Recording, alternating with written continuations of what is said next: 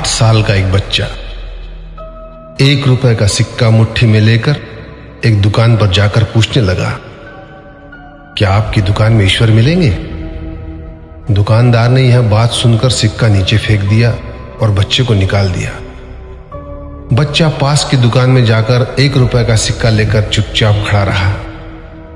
ए लड़के, 1 रुपए में तुम क्या चाहते हो? मुझे ईश्वर चाहिए, आपकी दुकान में है।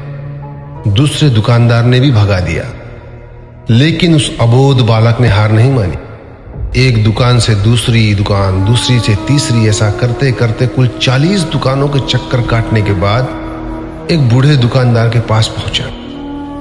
उस बूढ़े दुकानदार ने पूछा, तुम ईश्वर को क्यों खरीदना चाहते हो? क्या करोगे ईश्वर लेकर? पहली बार एक दुकानदार के मुंह से यह प्रश्न सुनकर बच्चे के चेहरे पर आशा की किरणें लहराई। लगता है इसी दुकान पर ही ईश्वर मिलेंगे।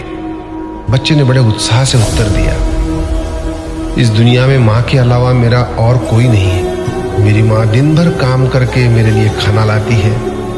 मेरी माँ अब अस्पताल में है। अगर मेरी माँ मर गई तो मुझे कौन खिलाएगा?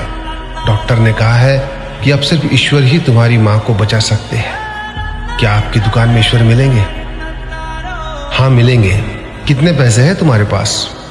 सिर्फ 1 रुपया। कोई दिक्कत नहीं है, 1 रुपए में ही ईश्वर मिल सकते हैं। दुकानदार ने बच्चे के हाथ से 1 रुपया लिया और उस 1 रुपए के अंदर 1 गिलास पानी के अलावा बेचने के लिए उसके पास कुछ भी नहीं था। इसलिए उस बच्चे को फिल्टर से 1 गिलास पानी भरकर दिया और कहा, यह पानी पिलाने से ही तुम्हारी माँ ठीक हो जाएगी। अगले दिन कुछ मेडिकल स्पेशलिस्ट उस अस्पताल में गए।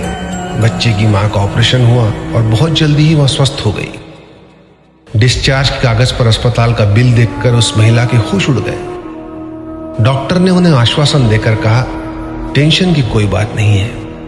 एक वृद्ध सज्जन ने आपके सारे बिल चुका दिए हैं, साथ में एक चिट्ठी भी दी है। महिला चिट्ठी खोलकर पढ़ने लगी। उसमें लिखा था, मुझे धन्यवाद देने की कोई आवश्यकता नहीं है।